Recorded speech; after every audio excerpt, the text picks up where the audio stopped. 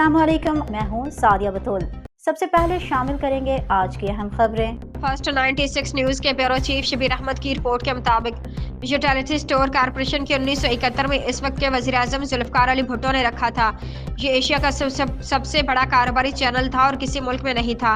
अब सारे ममालिक के उसकी नकलें अपने अपने मुल्कों में शुरू की हैं। मार्केट को कंट्रोल करने के लिए बांग्लादेश, UAE, मलेशिया में इनके मसाले मौजूद है। साल 2023-2024 जून से जून तक यूटिलिटी स्टोर की सेल 200 अरब रुपए से ज़्यादा हुआ।